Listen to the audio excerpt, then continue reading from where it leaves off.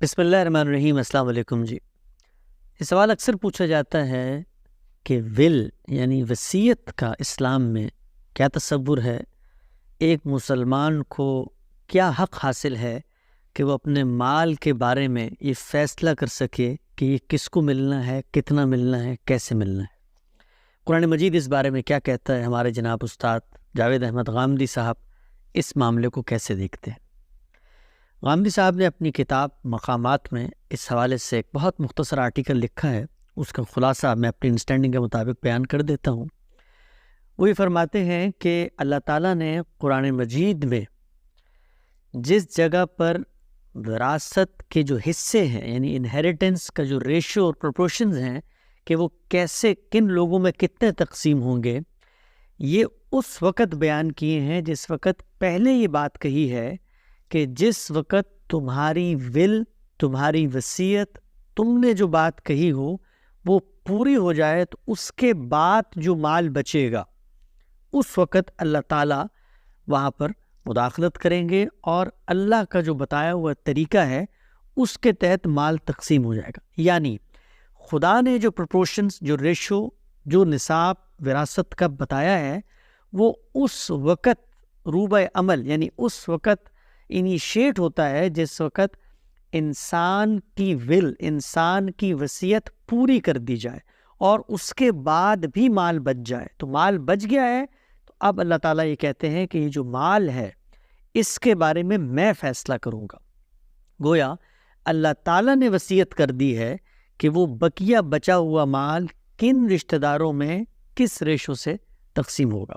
اب یہاں پر دو سوالات پیدا ہوتے ہیں۔ پہلا سوال یہ پیدا ہوتا ہے کہ جو پہلے مجھے اختیار دیا ہے اللہ نے ول کرنے کا، وصیت کرنے کا، کیا اس کے اندر کوئی لمیٹیشن ہے؟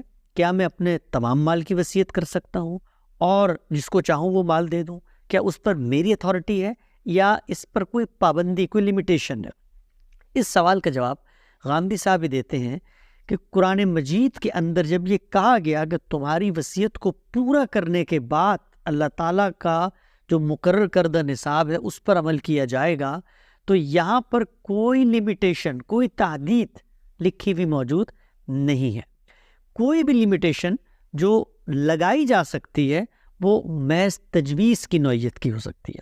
چنانچہ آپ دیکھیں کہ رسول اللہ صلی اللہ علیہ وسلم کے پاس ایک صحابی آئے، انہوں نے پوچھا کہ یا رسول اللہ میں وصیت کرنا چاہتا ہوں، یعنی میں اپنا مال کسی غیر کو دینا چاہتا ہوں، اپنے بچوں اور رشتہ داروں جن کے بارے میں اللہ نے فیصلہ کیا ہے ان سے پہلے میں اپنی ایما، اپنی مرضی پر کسی اور کو دینا چاہتا ہوں اور میں چاہتا ہوں کہ میں سارا مال اٹھا کے اسی کو دے دوں۔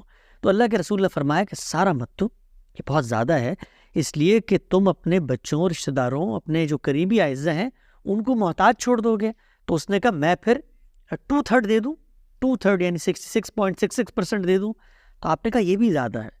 تو اس نے کہا پھر 1/3 دے دیتا ہوں، 33.33% دے دیتا ہوں۔ تو آپ نے کہا ہاں یہ اچھا ہے۔ تو یہاں پر بھی آپ دیکھیں کیا ہو رہا ہے، یہاں پر کوئی لمیٹیشن نہیں لگائی جا رہی بلکہ ایک تجویز، ایک حکیمانہ بات کہی جا رہی ہے جو ہم بھی کہیں گے، آج بھی کہیں گے۔ کوئی شخص جب اپنی ول لکھ رہا ہوگا کہ بھائی آپ سارا مال اٹھا کے کسی غیر کو دینے کے بجائے اپنے بچوں کے بارے میں بھی سوچیں، ان کے لیے بھی کچھ چھوڑیں۔ لیکن اصولی بات کیا ہے کہ ول کے اوپر کوئی لمیٹیشن نہیں ہے۔ آپ چاہیں، آپ کا مال، آپ کا اختیار ہے، سارا اٹھا کے کسی کو دے دیں، کوئی دینی اعتراض اس پر نہیں لاگو ہوتا۔ یہ پہلی بات۔ دوسری بات یہ ہے کہ اللہ نے جن لوگوں کے حصے مقرر کر دیے ہیں، مثلا اولاد کے کر دیے ہیں، والدین کے کر دیے ہیں، بہن بھائیوں کے کر دیے ہیں، تو ان رشتہ داروں کے حق میں بھی کیا ول کی جا سکتی ہے؟ یعنی بات یہ ہے کہ صورت یہ پیدا ہوئی تھی کہ آپ ول چاہے کریں، جس کے بارے میں کر لیں، آپ کا مال بچ گیا ہے تو اب اللہ نے ایک ول کر دی ہے جو رشتہ داروں میں ایک خاص ریشو سے پیسے تقسیم کر دے گی۔ سوال یہ پیدا ہوا کہ کیا انہی رشتہ داروں کے بارے میں کیا میں پہلے کوئی ول کر سکتا ہوں؟ مثلا کیا میں یہ کہہ سکتا ہوں کہ میرے مثلا ایک بیٹا ایک بیٹی ہے تو میں کہوں کہ میں 75% بیٹی کو دینے کی ول کر رہا ہوں اور بقیہ 25% بیٹے کو دینے کی ول کر رہا ہوں؟ تو اس کا جواب غامدی صاحب کہتے ہیں کہ نہیں، ایسا علی الاطلاق یعنی ان جنرل نہیں کیا جا سکتا۔ اس کی وجہ کیا ہے؟ اس کی وجہ یہ ہے کہ اللہ تعالیٰ نے ان بچوں کے حق میں وصیت کر دی، اللہ نے ریشو طے کر دیا ہے۔ آپ اگر کرنا چاہتے ہیں ول، تو آپ محض رشتہ داری کی بنیاد پہ نہیں کر سکتے کہ یہ تو میرا بیٹا ہے، یہ تو میری بیٹی ہے، اس لیے کہ اللہ تعالیٰ یہ کہتے ہیں کہ تم نہیں جانتے کہ بلحاظ منفعت تمہیں پوٹینشیل فائدہ پہنچانے کے لحاظ سے کون تمہارے قریب ہے، یہ حصے اسی لیے اللہ نے مقرر کر دیے۔ تو اللہ تعالیٰ نے رشتہ داری کی بنیاد پہ حصے مقرر کر دیے، اگر آپ بھی کریں گے تو گویا آپ اللہ کے حصوں کو تسلیم نہیں کر رہے۔ اگر آپ کرنا چاہتے ہیں تو اس کی دو ہی ایکسیپشنز ہو سکتی ہیں۔ پہلی یہ کہ کوئی مجبوری، کوئی ضرورت، کوئی وجہ، کوئی عذر ہو جس وجہ پر آپ اپنے بچوں کے حق میں یا اپنے رشتہ داروں کے حق میں وصیت کر رہے ہیں۔ مثلا آپ یہ دیکھتے ہیں کہ ایک بیٹی ہے اور اس بیٹی کی طلاق ہو گئی ہے اور وہ بیٹی گھر پہ بیٹھی ہوئی ہے، اور آپ کو یہ لگتا ہے کہ اس کے بچے بھی ہیں، اس نے آگے زندگی گزارنی ہے، تو ابھی ایک ضرورت پیدا ہو گئی ہے۔ آپ محض کسی اپنی بیٹی کو نہیں دے رہے، بلکہ ایک مجبور بیٹی کو ایک وجہ سے آپ ول میں حصہ دے رہے ہیں، تو آپ اس کے لیے ول کر سکتے ہیں اور جتنی چاہیں ول کر لیں، اس میں کوئی اعتراض نہیں ہے۔ گویا رشتہ دار کے حق میں بھی ول کی جا سکتی ہے، لیکن اس پہلی شرط کے ساتھ کہ اس کی کوئی ضرورت ہو، کوئی وجہ ہو، کیونکہ اگر آپ نے بغیر وجہ کے کی تو اس کا مطلب اللہ نے جو مسئلہ حل کیا تھا کہ کس کو کتنا ملنا ہے، آپ نے پھر خراب کر دیا۔ اور بیٹا یہ کہہ سکتا ہے کل کھڑے ہو کے کہ دیکھو میرے والد نے ظلم کیا اور میری بہن کو دے کے سب کچھ چلے گئے اور مجھے کچھ نہیں دیا۔ یہاں پر تو وہ کچھ نہیں کہتا، اس لیے کہ اللہ نے اس سے مقرر کر دیا اور ان کی بھی ایک حکمت اور مصلحت۔ تو پہلی شرط اس کی ضرورت ہو، کوئی مجبوری ہو۔ دوسری جو ایکسیپشن ہے وہ یہ کہ آپ بربنائے خدمت، یعنی اس نے آپ کی خدمت کی، آپ کے 2 بچے تھے، 3 بچے تھے، 2 جو ہے وہ IT میں ڈگری کر کے US چلے گئے، ایک نے کہا کہ ابو بیمار ہیں، چل پھر نہیں سکتے، ان کو فالج ہے، ان کو دل کا مرض ہے، تو میں یہیں رکتا ہوں اور میں ان کی خدمت کروں گا۔ تو نہ اس نے کوئی ڈگری کی، نہ اس نے کوئی جاب کی، نہ اس نے کوئی کیریئر بنایا، وہ آپ کی خدمت میں آپ کے گھر پہ بیٹھا رہا۔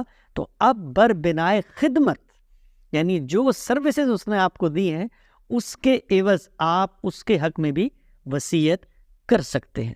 تو خلاصہ کیا ہوا بات کا؟ خلاصہ یہ ہوا کہ اللہ تعالیٰ نے ول یا وصیت کرنے کا آپ کو حق دیا ہے۔